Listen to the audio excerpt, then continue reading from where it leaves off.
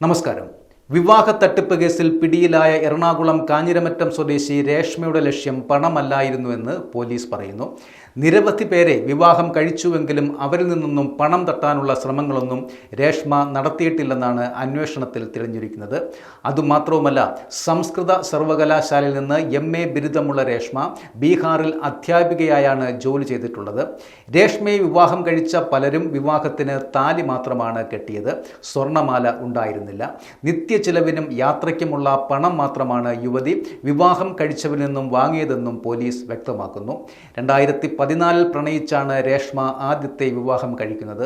എന്നാൽ ഇയാളുമായി പിന്നീട് വേർപിരിഞ്ഞു. പിന്നീട് പഠനം തുടർന്ന രേഷ്മ 2022 സാമൂഹിക മാധ്യമം വഴി പരിചയപ്പെട്ട പാലക്കാട് സ്വദേശിയെ വിവാഹം കഴിച്ചു. വിവാഹം കഴിഞ്ഞ് ദിവസങ്ങൾക്കുള്ളിൽ ഇദ്ദേഹം വിദേശത്തേക്ക് തിരിച്ചുപോയി. ഇതിനു പിന്നാലെ 2022 തന്നെ വൈക്കം സ്വദേശിയെ ഇവർ വിവാഹം കഴിച്ചു. കാലടി സർവകലാശാലയിലെ തിരുവനന്തപുരം കേന്ദ്രത്തിൽ താൽക്കാലിക ജോലിക്ക് വരുന്നതിനിടയിൽ ട്രെയിനിൽ വെച്ചായിരുന്നു വൈക്കം സ്വദേശിയെ പരിചയപ്പെട്ടത്. ഇതേ തുടർന്ന് 2023 പാലക്കാട് സ്വദേശിയുടെ പരിചയക്കാരനായ കൊല്ലം സ്വദേശിയുമായും വിവാഹം നടന്നു. വിവാഹത്തിന് മുമ്പ് തന്നെ കൊല്ലം സ്വദേശിയും രേഷ്മയും ഒരുമിച്ച് താമസിക്കുകയായിരുന്നു. ഈ ബന്ധത്തിലാണ് ഒരു ആൺകുഞ്ഞ് ഇവർക്കുള്ളത്. പിന്നീട് ബീഹാറിൽ അധ്യാപികയായി ജോലി ചെയ്തിരുന്ന രേഷ്മ 2024 കേരളത്തിൽ വീണ്ടും തിരിച്ചെത്തി. ഇതിനുശേഷമാണ് 2 പേരെ കൂടി വിവാഹം കഴിച്ചത്. പിന്നീട് 3 പേരുമായി വിവാഹം നിശ്ചയിച്ചു. US-ൽ നഴ്സായ തൊടുപുഴ സ്വദേശിയെ 2025 ഫെബ്രുവരി 19 വിവാഹം കഴിച്ചു.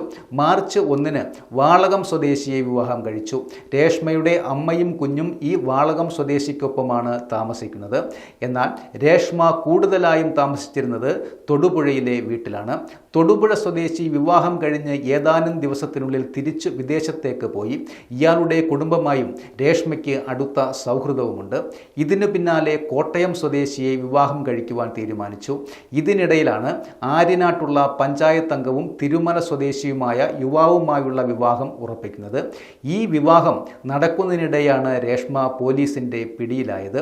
വിവാഹങ്ങൾ നടത്തിയത് പണത്തിനു വേണ്ടി അല്ല എന്നും സ്നേഹത്തിനു വേണ്ടിയായിരുന്നു എന്നുമാണ് രേഷ്മ ആദ്യം മുതൽ പോലീസിനു നൽകിയിരുന്ന മൊഴി. പോലീസ് ആദ്യം ഇക്കാര്യം വിശ്വസിച്ചില്ല. എന്നാൽ വിശദമായ അന്വേഷണത്തിൽ ഇത് സത്യമാണെന്നാണ് തെളിയുന്നത്. തന്നെ ജയിലിൽ അടയ്ക്കണമെന്നും പുറത്തിറങ്ങിയാൽ തട്ടിപ്പ് ആവർത്തിക്കുമെന്നും രേഷ്മ പോലീസിനോട് പറഞ്ഞിരുന്നു.